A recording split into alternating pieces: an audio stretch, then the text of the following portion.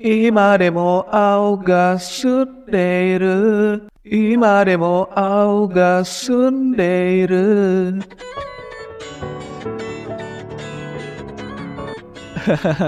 Ngakak sebenarnya kalau kita ngelihat sosial media di zaman sekarang.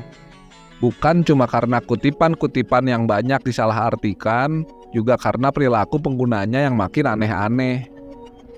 Ada data ternyata IQ bangsa kita itu ternyata makin menurun dan menjadi salah satu negara yang IQ orang-orangnya dinilai rendah. Seharusnya data ini tuh bukan untuk ditertawakan, walaupun lucu, tapi menjadi faktor indikasi untuk kita sebagai individu itu berbenah diri. Tapi ya gimana, memang lucu, bukan datanya yang lucu. Yang lucu itu adalah yang menganggap data itu lucu. Kebanyakan adalah orang-orang yang disebutkan dan termasuk dari jumlah data tersebut. Yang kerjanya kalau update di sosial media menunjukkan kebahagiaan dan eksistensinya itu sangat seru dan menyenangkan. Kalau dapat feedback positif senang, kalau dapat pujian terus kecanduan, gak peduli itu fake atau real. Kalau dapat feedback negatif, salahkan orang tersebut, serang balik, anggap itu hanya kebencian dari haters-haters yang sirik. Coba kita bahas fenomenanya, lewat sedikit contoh-contoh kecil yang random aja nih. Kita comot dari hasil buka sosial media dengan ID palsu yang baru dibuat, biar random hasilnya. Dan wala, benar saja, tidak butuh waktu lama, nemu aja yang ngakak. Ada kutipan di IG yang kesannya sangat bijaksana sekali nih teman-teman.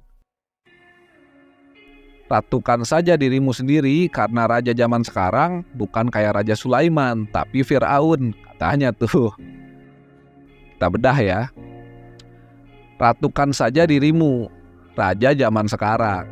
Pertanyaannya, kenapa sih orang zaman sekarang mau jadi raja dan ratu? Bukannya orang yang terobsesi menjadi raja dan ratu itu berarti dia itu bukan raja dan bukan ratu. Makanya bermimpi ingin menjadi.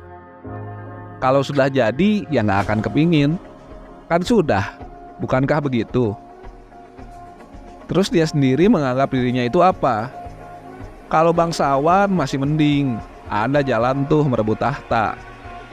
Kalau rakyat jelata ya sudah, bermimpi ada ibu peri yang membantu, terus ada pangeran yang menjemput dan membawanya ke istana. Premis awalnya aja konyol nih, terlihat banget kecewa atau nggak puas sama hidup yang dia punya. Terus ingin menjadi sesuatu yang lain yang dirasa hidupnya lebih bahagia dan nyaman. Raja zaman sekarang bukan kayak Raja Sulaiman, tapi Fir'aun. Terlihat lagi nih, bagaimana dangkalnya si paling ratu gak ngerti sejarah membandingkan Raja Sulaiman dan Fir'aun. Ini menarik nih, ayo kita bahas. Dalam sejarahnya yang pertama, Raja Sulaiman. Kita cari fakta Raja Sulaiman. Sulaiman adalah seorang tokoh dalam Al-Quran, Alkitab, dan Tanak. Dia adalah seorang nabi dan raja, juga dikenal sebagai pembangun bait suci, Baitul Maqdis pertama. Nama Sulaiman kerap muncul dan dikaitkan dalam berbagai legenda. Utamanya berkaitan dengan hal-hal ajaib dan mistik. Tokoh ini disebut Salomo dalam Yahudi dan Kristen. Sulaiman atau Salomo merupakan seorang bangsa Israel dari suku Yehuda. Tanak dan Alkitab menyebut silsilahnya bahwa Salomo bin Daud bin Isai bin Obed bin Boas bin Salma bin Nasahon bin Aminadab bin Ram bin Hezron bin Peres bin Yehuda bin Yakub. Itu sangat kaya dan merupakan raja yang bijaksana. Ibnu Katsir dalam Qasas al-Anbiya atau buku kisah para nabi menuliskan Nabi Sulaiman memiliki 1000 istri, diantaranya 700 istri dari wanita merdeka yang dinikahinya dengan mahar, dan 300 lainnya adalah hamba sahaya. Tetapi ada pula yang menyebutkan sebaliknya, yaitu 300 istri wanita merdeka dan 700 istri hamba sahaya. Adapun istri-istri yang dimilikinya ini tentu atas ketentuan Tuhan, yang mana kala itu masih diperbolehkan, bukan semata hawa nafsu belaka. Dalam Tanakh dan Alkitab disebutkan bahwa Sulaiman atau Salomo memiliki 700 istri dari kaum bangsawan dan 300 gundik. Banyak dari mereka adalah perempuan asing. Di hari tua, istri-istrinya ini mencondongkan hati Sulaiman atau Salomo pada dewa-dewa sesembahan para istrinya, membuat Sulaiman membangun tempat pemujaan dan mempersembahkan korban untuk dewa-dewa tersebut.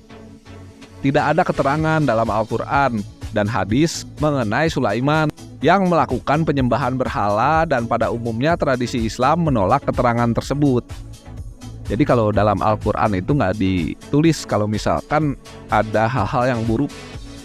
Kalau nggak salah ya, ini teman-teman yang lebih tahu yang koreksi.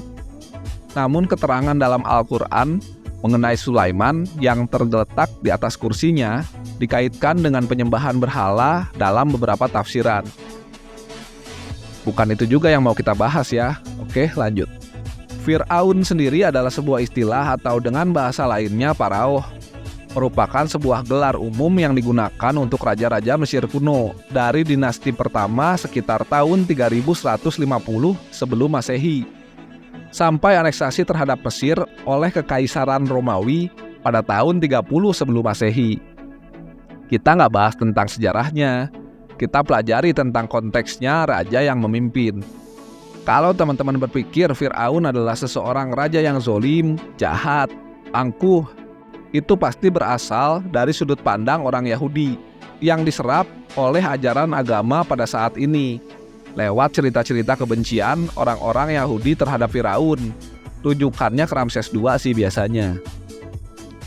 Tapi Firaun yang mana dulu? Banyak nih, membandingkan satu individu sama gelarnya yang orangnya banyak kan nggak bisa. Tapi coba kita rangkum aja ya. Faktanya bagi orang-orang Mesir kuno, dari awal berdirinya peradaban mereka, Firaun itu malah diceritakan orang yang hebat, baik, gak rasis. Bahkan ada orang Afrika bisa dapat gelar Firaun. Atau yang luar biasa, ada tercatat wanita yang di zaman kerajaan derajatnya dianggap lebih rendah oleh bangsa-bangsa lain. Di Mesir gak berlaku. Perempuan juga bisa jadi Firaun. Banyak yang tercatat Firaun perempuan. Yang paling terkenal Cleopatra. Firaun perempuan pertama namanya Mermaid, lalu Kenkaus, Sobekneferu, Nefertiti, dan masih banyak yang lain. Menjunjung tinggi hak-hak perempuan, sangat menghargai ilmu pengetahuan dari sains, astronomi, atau astrologi pada masa itu, kedokteran, matematika. Bahkan rumus Pitagoras yang sampai saat ini kita pakai, salah satu sumbernya ilmu perhitungan dari Mesir kuno ini. Bahkan kita tahu cerita Yusuf yang datang sebagai budak, difitnah, dipenjara, lalu karena bisa menafsirkan mimpi raja, diangkat menjadi wazir atau seperti menteri lah gitu. Gak peduli asal-usulnya gimana, asal berkompeten, dikasih jabatan. Yang akhirnya lewat dia, Bani Israel yang waktu itu kelaparan karena kekeringan, dapat tempat di Mesir untuk menumpang hidup, yang akhirnya berkembang menjadi bangsa yang besar. Kalau dalam perspektif orang Mesir, orang Israel itu dulu malah sampai mendominasi ekonominya. Makanya Fir'aun berupaya mengusir orang Israel karena hal ini. Beda ya dari catatan yang kita tahu di kitab yang dijelaskan Fir'aun itu jahat sampai mengaku menjadi Tuhan. Nanti untuk sejarah mah kita bahas di konten yang berbeda dari ini. Nah, dari dua versi catatan ini kita pahami sudut pandangnya, bukan malah berdebat mana yang benar. Jangan goblok. Kalau kita bandingkan ke kutipan di awal tadi, berarti logikanya si paling ratu ini lebih ingin menjadi selir dari 1000 wanita. Ya gak apa-apalah, walau endingnya mempengaruhi raja menyembah berhala, yang penting kaya. Gak mau punya raja kayak orang Mesir yang memperlakukan ratunya itu sangat istimewa. Yang dalam catatan rata-rata Firaun manapun, kalau dibandingkan sama Raja Sulaiman, istrinya lebih sedikit, gak sampai 10 bahkan. Dan banyak juga yang setia, yang cuma 1 aja istrinya. Itu kalau berdasarkan logika dari fakta yang kita temukan lewat data. Tapi yakin deh, si paling ratu yang bikin kutipan ini itu gak tahu. Taunya Sulaiman itu baik, Fir'aun itu jahat. Sudah tuh, berdasarkan itu aja. dari satu sudut pandang. Dan quote-quote begini disukai sama banyak orang, disetujui opininya oleh ribuan orang dengan pola pikir dan logika yang sama. Kan kocak. Bayangkan itu cuma satu, di satu platform kutipan sampah yang kita bedah. Sedangkan jumlah kutipan-kutipan yang cacat logika seperti ini mungkin ribuan sampai jutaan jumlahnya. Dari yang bahas hal sepele, percintaan, filosofi, agama, dan banyak lagi yang lainnya. Wajar kan kalau data menunjukkan bahwa IQ orang-orang di negara kita itu rendah.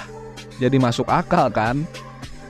Kan dari pola pikir yang seperti itu saja, orang itu sendiri gak pantas jadi ratu. Jalan untuk menjadi raja itu kan sulit nih. Hidup dan mati dipertaruhkan dalam perebutan tahta. Setelah jadi raja, kasihan malah dapat beban tambahan kalau dapat ratu yang kayak gitu tadi. Dan berlaku juga sebaliknya. Banyak yang kepingin jadi raja, tapi mentalnya jongos. Hatinya sangat rapuh, update di sosial media ngegalau, mengaku dirinya tulus, cinta, tapi ditinggalkan. Kalau tulus ya ngapain diupdate? Setan, ngapain? Aduh maaf gak bisa menahan diri. Terus updatean seorang cowok yang disakiti itu malah dikomentari sama para rakyat jelatanya. Ini mahkotamu king, ini mahkotamu king. Apa coba? Ya semoga beruntung deh, semoga terhindar dari orang-orang yang hidupnya penuh dengan drama dan problematika, yang katanya tulus mencintai teman-teman. Kukira kita akan bersama.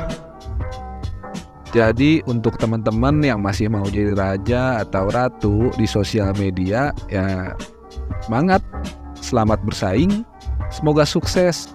Rakyat jelata ini undur diri dan seperti biasa, see you in the next video.